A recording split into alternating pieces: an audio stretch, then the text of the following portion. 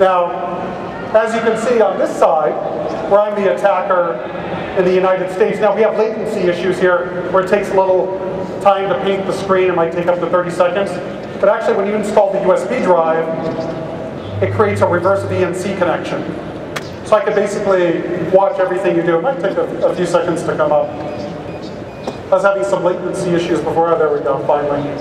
So then everything I do on the Dell,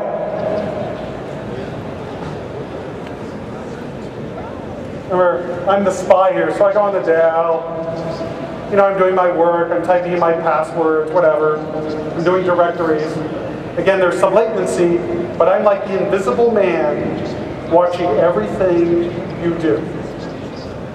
On the other side of the coin is if you go to lunch or away from your computer, I can now control your computer through this. I can just here and type dir, takes a moment, but I have full control of the victim's machine simply because they plugged in my USB drive. So, because you seem like a great audience, and probably a lot of you want copies of my presentation today, I give it to you on USB. I shouldn't tell anybody to keep a jar of USB drive. I'm just kidding about the USB though. I don't have it. So, and then if I want to, like, it could be like malicious, and I want to shut down the computer. Again, there's latency on this side. Shut down. As you can see, it's much faster on the machine I'm controlling.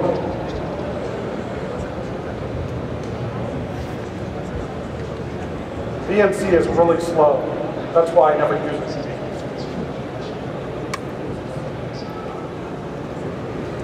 Whatever. I'll just shut this machine. But you get the idea. So you might want to think twice when you plug in a USB drive, especially if it's a suspicious source.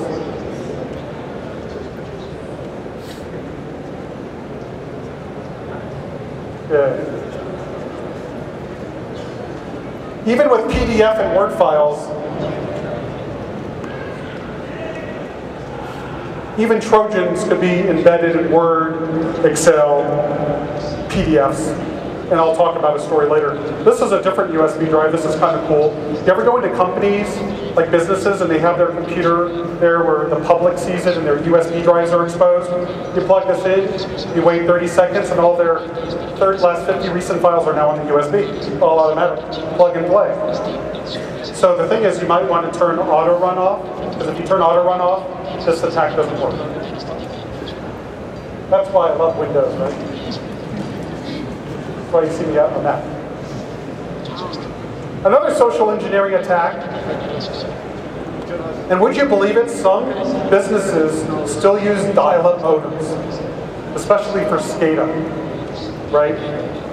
Now, I'm going to explain this because it kind of gives you an example. When a hacker is using social engineering, they want to target somebody that's least likely to know the value of the information. So if the hacker wants to get the dial-up modems for SCADA, you know what SCADA is? It's supervisory control, acquisition, data, something. It's for controlling critical infrastructure. I forgot what the acronym is.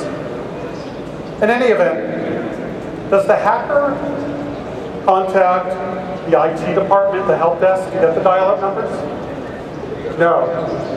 They want to find somebody in the organization that is least likely to know the value of the information. So what can the attacker do? Call another department at the company called accounts payable. Why? Because accounts payable pays the bills. So they're paying the telephone provider. So rather than the attacker targeting a group or a department that knows the value of the dial-up numbers, target some lady in accounts payable that is completely clueless about the value of the dial-up numbers. And the same thing with the VPN access information. Sometimes help desks in some businesses don't realize the value. This is so easy. Convince a target to visit a website that you've poisoned with a technical exploit.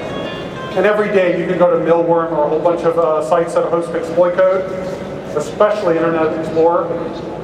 And all you have to do is build a website. And then, well, first of all, the attacker has to find out that that business uses Internet Explorer, which isn't really difficult. You can imagine calling a company up, offering them free printers. Oh, and with the free printers, we have to send you an installation list. Are you on Explorer or Firefox? You know, something as ridiculous as that, you could do the information gathering to determine the browser that company uses.